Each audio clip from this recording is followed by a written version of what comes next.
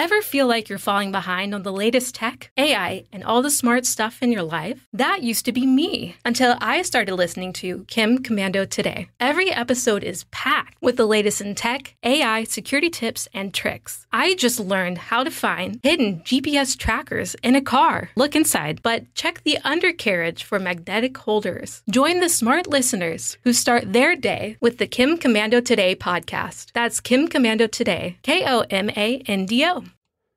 Welcome to Radical Personal Finance, a show dedicated to providing you with the knowledge, skills, insight, and encouragement you need to live a rich and meaningful life now while building a plan for financial freedom in 10 years or less. We begin with Samuel in Colorado. Samuel, welcome to the show. How can I serve you today, sir? Hi, Joshua. Thanks so much for having me. My pleasure. I've called a few times now on career and income planning, most recently on scarcity mindset and inflation. We're working out a plan for all your dreams, aren't we? Absolutely. My topic today is inspired by your recent show on a dwelling place, so I would like to find a radical dwelling place. So background is my incentives for this are A, hedge against inflation, like you talked about on our last call. I don't currently own any real estate. My net worth is about $400K on a cost basis, $600K on a market basis, and it's primarily investments, basically all investments in cash, no real estate. It's not paper. But also your dwelling place podcast inspired me, and to reduce rent. My current rent situation it's great. I'm living with roommates. I live in a basement. I pay about $700 a month, and shared kitchen, shared bathroom, but I enjoy the experience. I enjoy living with roommates. And that is well below market in the Denver area where I am. Mm-hmm. And I'm not willing to do housing, which makes the need for a radical solution. The reasons for that are A, property tax. I feel like property tax rapidly gets up to what I'm paying in rent right now. B, you become a slave to the resale value, and I really want to maintain freedom. I'm gone most every weekend and more frequently. I don't want to have to fix stuff when it comes up, or mold or ants. The resale value can so rapidly be lost. Too much maintenance. And then also there's a burden to fill it with roommates if I live there, because I wouldn't want all that space for myself. And I've done a little bit of that in an apartment, and it's really hard to find roommates, and they're constantly leaving. And if you rent it to others, there's a burden to keep it full, which I imagine is just as hard, or property manager, which takes away all the benefits. So those are the reasons I haven't been willing to do housing. And so options I'm looking at, inspired by your podcast, all involve vacant land, because vacant land doesn't have some of these issues. It's a lot cheaper, so property tax isn't an issue. So also they involve a vehicle on this vacant land, to try to reduce the property tax and slave to resale value. So my current car is a beat up 98 Honda Civic. I can sleep comfortably in it, but I can't fit nearly all my stuff in it. So I like your idea of a box truck. So for that idea, I would need a vacant lot. Near Denver, you're looking at around 150K, but more likely 200 to 300K. And main concern I'd probably park a box truck in there and use my Honda Civic to do all the adventures. You don't have any climate control. I could get a shower at work or at the gym, but main concern is I don't think neighbors would really appreciate the resale value going down just having that box truck next to it. The cheaper idea is I see you can you can buy a parking space in downtown Denver around $30,000 to $50,000. That would put me within half a mile from the office. You could use showers in the bathroom there 24/7. Obvious concern is I can't find details. I don't think they'd let someone live. I could fit a Sprinter van in there. I couldn't fit a box truck. It's a parking garage. I don't think they'd put up with that once they found out what I was doing. And then final idea is a lot far away from Denver. They're a lot cheaper. I've seen them around 50 to 100K, 1 to 4 hours. I'm required to work in Denver around 3 days per week. And so I would need another space to stay closer. So that doesn't seem very ideal. And then final point is funding. I'd prefer to pay with cash. 40K from a money market fund. I would have to liquidate around 160K from an individual brokerage account. 100K cost basis, 180K market value. I am willing to consider financing since, you're probably making more money on the brokerage account than you'd pay in interest. And so that's a lot of information, but that's everything on my outline. You're required to be in the office 3 days per week. Currently, the other few days per week, do you work from home? Yep, Monday and Friday I work from home. The requirement is somewhat flexible, it's an average, so I could miss a certain week, but in general, I need to be there. Got it. Well, the first thing I would want to point out is let's get clear on why we're doing it and recognize that there's going to be costs either way. Living in a vehicle, I think, can be a really great way to enhance your lifestyle. Living in a vehicle can be a great way to save money. It's not going to be a perfect way or a perfect lifestyle. And I tried to emphasize that as best I could in the show. And so you want to be careful with whatever you choose to do. You want to be careful that you're managing for the downside. I wouldn't just rush away from $700 a month with roommates, especially if you have just a reasonable living situation. I think the social contact of being there with roommates and kind of having built-in socialization is worth having. And I think that you should prioritize that. Now, what's that worth to you? I don't know. Maybe you prioritize it at $300 per month. But I think living with other people is vastly superior to living by yourself in most cases.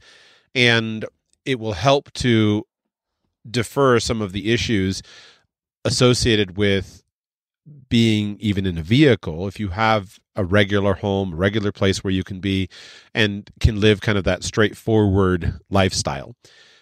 In addition, while I think you can live in the city in an alternative vehicle, it's often not as nice as living in the country.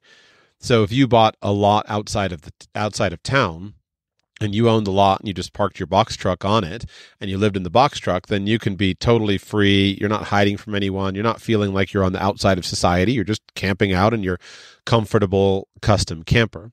In the city, it's a little different. You need to be a little bit more careful. In general, if you have, depending on what the parking space ownership would be, there may be no rule against staying in a vehicle. There can be rules if you're parking in a public place, in a public space, or in a public garage of some kind. But if you buy a parking space or rent a parking space on private land, then you probably can get away with living in the car, even in the middle of the city. There's many people who do that, and it can work, but you still want to not be super obvious. And so one of the challenges of being in a vehicle, living in a vehicle long term, is it can often feel like you are on the fringes of society. And I'm not sure that's a healthy feeling for the long term. So if somebody was going from, say, $2,500 a month of rent to, $500 a month of rent by living in their vehicle, that's going to be a big savings. If you go from $700 a month on rent to, a few $100s per month of expenses, I don't see that this is going to be a huge financial win for you. The first obvious lifestyle that seemed attractive to me, based upon what you've described about your situation, is not to worry so much about living as absolutely cheaply as possible and focus more on creating an adventure mobile that will make your snow ski adventures and your rock climbing adventures much more feasible. If I were in your shoes, I would probably keep the apartment. I would get rid of the Honda Civic. I would swap out the Civic for a small pickup truck, a small four-wheel drive pickup truck, and then put in the pickup truck something like a small pop-up truck camper. I would imagine you've seen those or considered those. But the idea being that if you had that kind of rig, number one, all of the backcountry is now accessible to you in comfort. So you may be able to spend more time in the backcountry than you currently are because you have more places to go, more things to do. And your rock climbing adventures and your snow ski adventures are also more accessible to you. And so before you go full time into it, you spend most of your time working on basically 4 days in the backcountry, but with more comfort than living and staying in the Civic or using a ground tent or whatever it is that you do currently. And I don't think that would be nearly as, you could do that for probably I mean, you could do it for $20,000, a $10,000 pickup, $10,000 camper used. You could do something perfectly fine for that. If you had 30 or 40, you could buy something newer and certainly more comfortable. But those are reasonable options, and it would enhance your ability, and it would also allow you to test out the lifestyle in a more straightforward way to see if you like it. The benefits of a pickup is it should be more drivable, which again is more comfortable and easier to go longer distances just for a weekend, or to just go higher up into the backcountry than where you're going to get with a two-wheel drive box truck. I do think if you're going to live in a vehicle, the box truck is one of the most attractive platforms for it, because you can make it into a beautiful, custom, completely private, completely upscale apartment in the back of it. And it doesn't have to be so big that you can't park it in a standard space. So a standard space is either 19 or 21 feet. I can't remember exactly. But basically, if you have a 19-foot vehicle, you can fit that in there. So imagine yourself with something like an Isuzu truck with a 16-foot box. You're very close to that. It's still a standard space vehicle in terms of length. All you have is a height restriction, which makes the parking garage not work because of the height. I think you should, as is the theme of our multiple calls, I think before you focus first on the money, you should think about the lifestyle and be most focused on what is the lifestyle that I want to live. Because as we've discussed for quite a long time, you're earning plenty of money. You have potential for advancement at your job. You want to continue to pursue aggressive early retirement. Excellent. So we're not going to lock in some kind of very high cost living lifestyle, but you really should be focused on building that lifestyle that's going to be most appealing to you. And so I would see having the pickup truck or something that's small, off-road capable or kind of back-road capable, something that's small, that's nimble, that's four-wheel drive. I would see that as far preferable from a lifestyle perspective versus having the box truck. I haven't talked now about investments, which we'll get to in a moment, but what are your thoughts on those comments? Well, thank you so much. I actually have thought of that. I haven't spent much time on the pickup truck idea because I've just heard this on so many of your shows, and I've thought it myself. I think the minivan is the perfect vehicle. You could throw a mattress back there, so much space, and I think it's ideal for stealth camping, maybe even more ideal than the truck, which I do a lot of stealth camping in the winter because a lot of the dirt roads you can go on in the summer are snowed over, so you have to avoid getting stuck. So you're camping in places that probably you're not allowed to, but in my Civic, I can typically get away with it. I think in a minivan I could too. In a truck with an obvious camper, or like those big sprinters, that becomes more questionable. The four-wheel drive I don't have, but most of the time I don't need it. The reason I've been kind of, keeping the Civic for as long as it lasts, it's a 98, so it won't last forever. It's got such good fuel mileage, 35 miles per gallon or so. And I frequently do very high mileage weekends, even, from Colorado to Salt Lake, like 1,000-mile weekend. And once you have a truck or a minivan, that can increase by 50 or 100%. Sure. But I could probably afford that. It would be a lot more comfortable. Is the Civic a sedan or a hatchback? Four-door, I believe sedan. Okay. So what you could do with a sedan, if you took out your seats, you could build a sleeping platform in it and use that fairly comfortably. Have you thought about taking out the front seat and putting in a flat sleeping platform, going back to with your feet in the trunk and your head up by the front glove box? I haven't. What I do now is I fold the back seats down, and I got an $80 Walmart 3-inch mattress topper. I used to do like a camping pad, but the mattress topper is incredibly comfortable. Sure. Because there's this little thing that's not completely flat when you fold the back seats. Mm-hmm. But the mattress topper, you basically can't feel it. And yeah, my head is now in the trunk because I'm a little too tall. So the bottom 6 inches of my feet hang over, but that's no big deal because my head is well supported in the trunk. And then if you're in a Walmart parking lot, the trunk blocks out all the light, which is really nice. Right. The other downside I'd be concerned about with removing is the big benefit of a Civic, even compared to a van, is, I have expensive skiing and climbing gear. The climbing gear can be totally hidden. When I'm done sleeping in the Civic, I can fold my mattress topper. All the sleeping is totally hidden in there, so there's no evidence that someone's camping or living in there. And I think you might lose that with a permanent thing, but I'd consider it.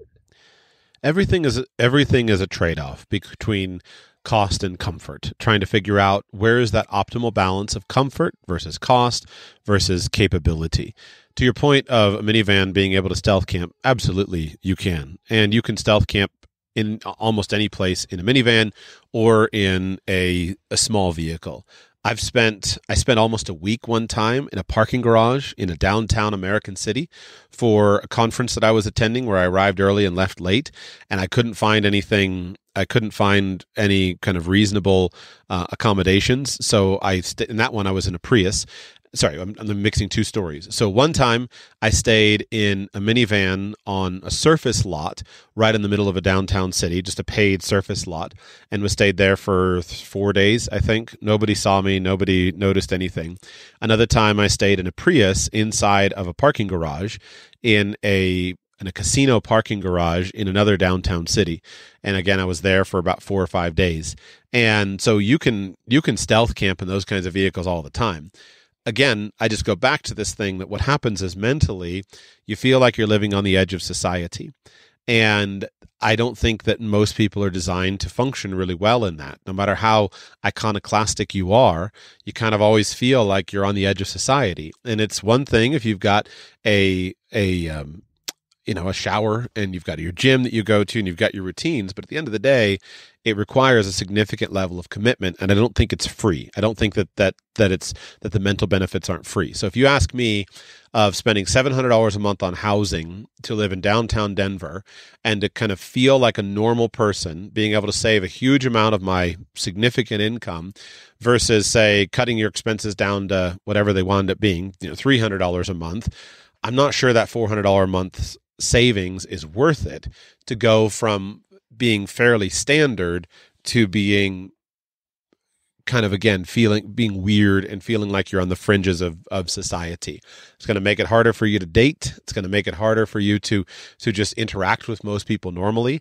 And it's something that I don't think is a great long-term move, but is a good kind of plan to get you somewhere.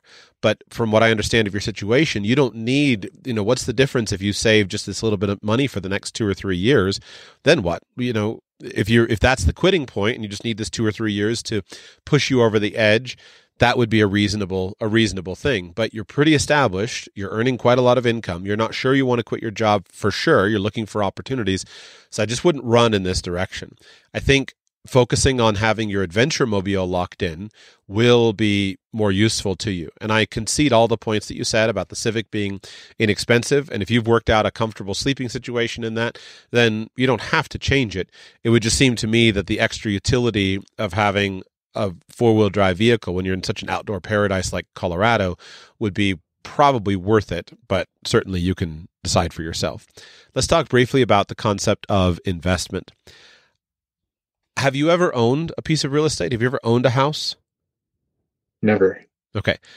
I think you should, before you say, I don't want to own a house because of property taxes and roommates, things like that, I think it's worth it for you to try it at some point. Now, you feel free to reject what I'm saying if you're confident that, I've done this, I know what it's like. But I think that you're probably overselling the problems and underselling the benefits. I think that you're owning a house, just a standard house, maybe a 3-bedroom or 4-bedroom house, would almost certainly be financially a significantly better outcome than the other ideas that you've described. It would require you to do work, certainly. You would have to go and find the house. You would have to buy the house. You would have to finance the house.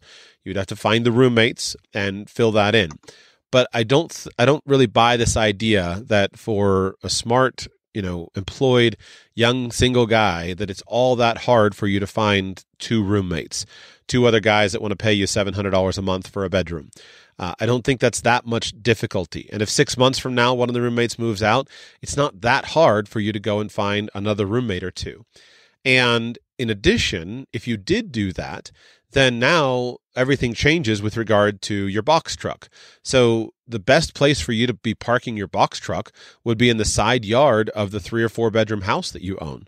And now you just stay in the box truck and you've got all the bedrooms rented out. I think it would go so much, there's so much more potential for appreciation of a house as compared to vacant land. There's so much more potential for growth and for impacting your investment value than anything else. And I think in the long run, most people are not going to be content with the vehicle lifestyle for the long run. So as I stated in the podcast, the main point I was trying to drive across is you should have some place that you can go that you genuinely own. And you could consider that to be your Civic. You're already camping in it. Okay, if I got kicked out and I lost my job, I would move into the Civic. That's reasonable. But in the fullness of time, you wouldn't want to live in a Civic for 10 years. That would be very unusual for anybody to want to do that. Some people will go and live in a box truck for 10 years. That's fine, but it's a higher level of comfort. But most people in the fullness of time are going to want to have a house of some kind. And so even if you don't want that now, if you go and you get a house now, you finance the house now with your normal income, and you put your tenants in there and they start paying off the mortgages for you, the mortgage, well, in 20 years from now, when you're done living in the vehicle or done being kind of a dirtbag rock climber or whatever it is that you're ready for some change, now you actually do own the house and you have the asset that's there for you. So I acknowledge that the vacant land plan could work, but I don't think it's a good long-term solution, especially when compared to the many, many benefits of buying the house. Now, I will do in either 1 or 2 more episodes in that show, I will do a show all about buying a house. And I specifically cut them apart to try to deal with dwelling place versus house. If you do want to own just the land, then I think at the very least, you should try to build a small cabin on it. And of course, you're going to get into permitting questions, things like that. But you should have a place that you could be comfortable actually living in through the winter as compared to just focusing on exclusively the mobile option. Mobile option first, sure, for all the reasons we said, go for it. But then you should actually have the goal of having a place that you could be comfortable year round. And so a remote cabin that's small, that's a kind of a single bachelor cabin with a Starlink dish on the roof, probably is going to give you a lot more of what you're looking for than just a piece of raw land in the middle of the town for you to park your box truck on long term. So I don't think you should be so dismissive of the many benefits of buying an actual house without actually going through and doing it and trying it and being honest about what it actually takes. That's really inspiring and helpful. Yeah, I had pretty much given up on it, mainly because of the freedom piece. You know, it's like if I'm gone for 2 days on a weekend and then it gets mold, you know, is your whole investment destroyed? But maybe these things take longer, you know, and you can have more coverage from insurance and defend yourself from those kinds of things. Yeah, this is not what you're saying sounds like the way that somebody who doesn't own a car would say, well, I was just going to be in the mechanic every weekend and then I'm not going to have any time because all my time is going to be spent going to the mechanic, especially if it's a 98 Civic. And you would say, well, listen, you know, it's a car. It's going to have issues. You're going to have to take it to the mechanic. So is it true that you're going to spend time taking your car to the mechanic? It absolutely is true. Is it every weekend? No, that's hyperbole. And it's not that big a frustration. So clarifying that what it actually is, for most people, I understand that it's a car, it's going to require repairs, and there's going to be time invested into it. But that's not the same as every weekend. Similar with a house, are there going to be problems? Yes. Are you going to have a plumbing leak? Yes. That's all normal. Stuff like that happens with the house. But on the whole, it's not as constraining as I think you're making it out to be. And it's much easier to deal with most of the things that go wrong than I think you are describing it to be. So it and the financial value of it is so enormous that, especially when it's financeable, and it's financeable very safely, and you have this income, and you're at the stage of life where you're single, so you can fill it up with roommates, and you can do the house hacking thing. There are so many other arguments that I think really will take priority over finding the reasons not to do it. Yeah. So as a rough estimate, I haven't priced it specifically, but, you know, all my friends and coworkers are all trying to get houses and the market is really high. So I would estimate 600 to 800K for something in the size you're describing. So, it would be well over my current net worth. Of course, like you said, it's easily financeable. Does that change the picture at all? The other thing I would say that's unique about the Denver market, in my experience, even raw land has an extreme value. I had a great aunt who had a piece of property in central Denver, a nice house she'd lived in for 30 years, but the style was slightly older. And when she passed away and sold it, it sold for 700K. And the purchaser immediately destroyed the whole house, split it into two lots, and put new fancy properties on it. So that was always my indication. Land is worth way more than the actual property when you're really close to town. Yes, it is. And yes, it is, but property is also valuable. So I don't have a beautifully prepared speech to kind of go back and forth on them. Land is valuable and it has the benefits, as you described, of no tenants, all that stuff. But land doesn't create rental income. So if you buy a house, the huge benefit of buying a house is, number one, you have utility value. You can live in it. Number two, you have rental income. And so your roommates can pay off your mortgage for you. So you have the ability to go out and let's say you borrow $600,000. You can borrow $600,000 and your tenants can pay off the $600,000 for you over the next 20, 30 years. And as your tenants pay off that $600,000, you're left with the asset. So all the debt is gone. It's paid off by your tenants. You're left with the asset in your hands. And then the asset can appreciate. And ordinarily, you have more appreciation that comes from the fact that it's a livable house, even than just the raw land. And if you don't, you still have the raw land appreciation. So are there good reasons to invest in land? Yes, absolutely. But for a first investment, first piece of real estate, I think it makes much more sense for you to buy an actual house that you yourself can live in, that you yourself can put roommates in, where your tenants can pay down your debt for you. As far as the cost is what the cost is, and we shouldn't be cavalier about it. It's got to be affordable. So you have to sit down with your savings, sit down with a mortgage broker, see what you can qualify for in terms of mortgage financing based upon your income, based upon your expenses, all those things. You're going to need to put money down on the property in order to have the deal work. And then you want to make sure that you can handle the cost. At the end of the day, though, the cost is indicative of the long-term potential of it, unless you see some countervailing trend. So does land cost more in Denver than it does in Western Kansas? Of course it does. But that's because Denver is a much more highly demanded place than is Western Kansas as a place to live.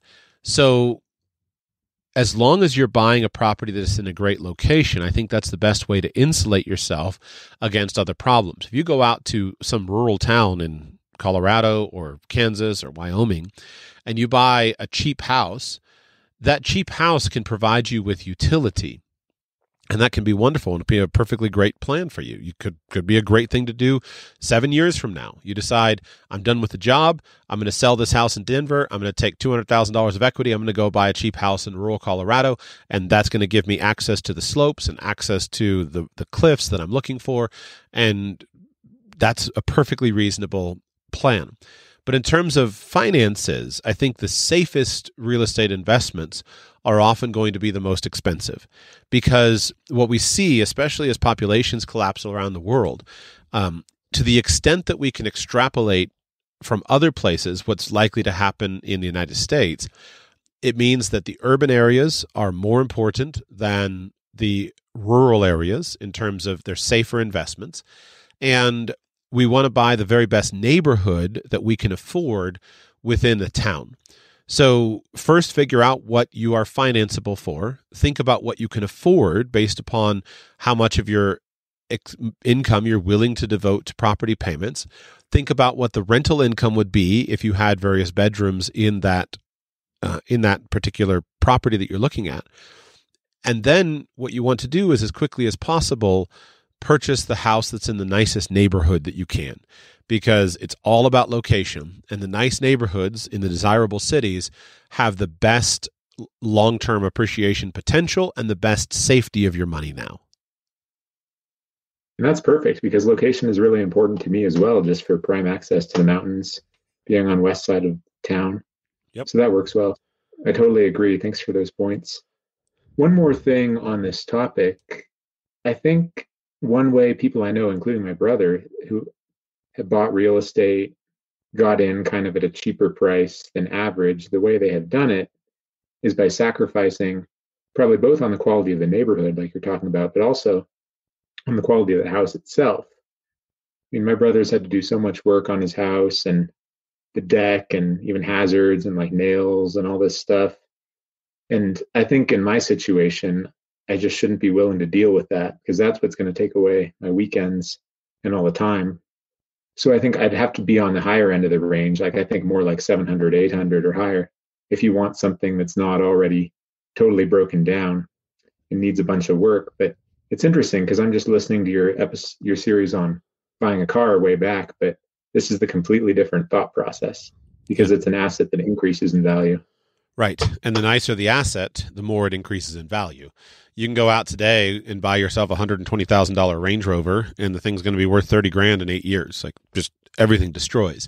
With real estate, as long as you're buying in the nicest neighborhood, the most attractive neighborhood, then while certainly an individual house is going to require investment to fix up and keep nice, the neighborhood is ultimately what counts. And so you have to decide what you're willing to do and what not willing to do, and then make those decisions eyes wide open. I would rather buy an older house in the most desirable neighborhood and know that I'm going to have to put some time and money into it, rather than going out to the east side of town and plunking down for a brand new tract house in just some random new suburb that's going to be made. The most attractive neighborhoods are going to be your best long-term, safest investment and also the best long-term potential, because those are the neighborhoods that are going to appeal to the rich people. So it's in your situation, look around and see if you can find it. And if you find a house that's too rough and it has a biohazard in the backyard, don't buy it. You can be picky, you can take your time. We're talking about a concept, and the concept that I'm defending is that the idea of your buying an actual house that you live in, that you fill with roommates, is going to be better for you. 20 years from now, you're going to be glad you did that versus just going for what is the cheapest, which would be to move into a box truck and park it around the city. I could see you making an alternate decision based upon lifestyle for the reasons that we've said. But when it comes to the investment perspective, I think that's worth doing. And I think it'll be important for you, again, even to things like your dating life. You indicated in previous calls, okay, I'm probably not going to get married, but it's if you meet a great woman that you could see yourself marrying, it's going to be easier for you to present yourself as an attractive husband if you have the ability to live a straightforward looking lifestyle and then invite her out to the rock cliffs with you on the weekend and do the tent on the ground thing. Hopefully she's adventurous enough to do both of those. But if my daughter comes to me and she says, well, I'm interested in this guy who lives in his car and that's all he does and that's all his ambition is and he's not working for something else, then I would question where the long-term plan is. If he has built a stable life and all of kind of the standard things, and he also is super adventurous, then now we got a winner because we can go back and forth between those. But I don't think you should just totally ignore those aspects as well. Right. Yeah. So I'll wait for that podcast you do. That'll be really helpful. The one other thing I can think of, hearing people on the periphery, people talk about the horror stories about how hot the market is, and the price goes up by like 200K by whatever it's listed. That's what it sells at. But ultimately, the same things hold true. If that's true, then the value is there. So it's still worth playing that game as long as I can afford it. So probably what I should do, find out, like you said, what I'm qualified for, and then lower that a little more, just expecting that 20% increase in what it's actually listed at. Yep. I make no prognosis or prognostication, I make no predictions about the real estate market. Every single prediction I've made on the real estate market over the last 10 years has been completely wrong. So I have zero confidence in my ability to make predictions, and I don't think that you should try to make predictions as a basic fundamental component of your planning. If you see something happening, you should know whether your town is increasing in popularity or not. Are people moving there or are people moving out of there? You should be able to see that stuff for yourself, and you should be able to see the direction that a particular neighborhood is going based upon your own just on the ground comments. So those kinds of local predictions I think you can make. I can't make big national level predictions. What I can say is, at the end of the day, housing has a floor underneath it because of its utility. That's what people are looking for. And the desirable housing is in an urban area. We're living in a time of enormous urbanization. Nobody's, other than what happened during the pandemic of people moving to from Los Angeles to Idaho, basically nobody's living in the rural areas. People are all moving to the cities, and everyone wants to move to the cities. So with all the things we've said, buying a good quality neighborhood, a desirable neighborhood in a city, I think you've got a strong foundation underneath your long-term plan.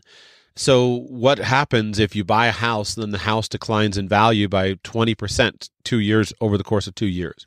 That would be very unusual, but not unprecedented, but that would be very unusual. What's a decent chance, though, is you still have rental income. As long as you can make your payments, 10 years out, there's a pretty decent chance that your house is regained in value, because the house is valuable for those underlying characteristics and features. I wouldn't make any of this same commentary in other contexts. I think we should be looking at Italy. We should be looking at Japan. We should be looking to see what's happening in those places where you have declining populations and they're right in the midst of it. And what you can see is that houses are not always worth something. Look at Detroit, places where we've had population collapse in the United States. Houses are not always worth something. But the property market in Rome is still very strong. The property market in Tokyo is higher than it's ever been. It's just on the outskirts. So the thing that's different about the United States than many other countries, in the United States we have 50 different cities, 70 cities that can all be kind of top-level attractive cities. So if you're in one of those cities, which Denver certainly is, and you're in a good neighborhood, which you can find, and if you can afford it, based upon your income, and then also make it even more affordable by renting out rooms, then it should work out in the long run. And it should be a pretty safe move all the way through. So I think it's worth doing. Enough for today? Is there someone else on? I always have infinite amounts, but I'm happy to drop if there's others. Go ahead with your next question. So I'm sure you've addressed this somewhere, but like you just said, you can't predict the market. So I'm in no real rush, and we don't know when it's going to be, but you could probably say in one of the next 2 decades, there's going to be another 2008, 2009. I can just hold the capital aside, be ready to go, buy low. But you could probably make the dollar cost averaging case that if it takes 15 years for that to happen, you would have just been better off getting it now. Would you agree with that? If we're talking about real estate, it's even more than 15 years. It's even more than dollar cost averaging. If we're talking about real estate, we're talking about 15 years of mortgage payments made by your tenants that don't get made otherwise. So I'm not arguing that you should buy a big fancy house, live in it yourself. That's not the plan that seems right for you. I'm arguing that you should buy a house that you can afford and then fill it up with tenants. You might even fill all the bedrooms and park your box truck in the backyard. If you do that, then regardless of what happens with the value of the property over the next 15 years, you will have 15 years of mortgages paid down by your tenants. And that's the really valuable thing that we're looking at. So no, I don't think that you can just sit around and wait for 15 years. And that's assuming that the crash even ever does come. I'm so skeptical of crashes coming at this point because I've spent my entire life listening to people who said, well, crash is coming any day now. It's always a year or two away. And anytime I've ever made decisions in my life based upon the idea that a crash is coming, I've kind of wound up on the worst end of it. So what I've chosen to do, and I'm trying to be very transparent about this because I think it needs to be discussed, is at any point in time, I assume that a crash can come. And so I need to be prepared for a crash. So that's where we want to have a good amount of prudence, financial conservatism. I want to be prepared for a crash and expect that a crash can come. I don't want to be in a dangerous place and exposed when a crash comes. But I'm going to make decisions that are right for me based upon where I'm at in my life now. And I'm going to make these decisions purely through the lens of my personal finances, not by looking at the market out there for my solutions. Yep. Thanks so much. That rounds it out for that topic. Good. My pleasure.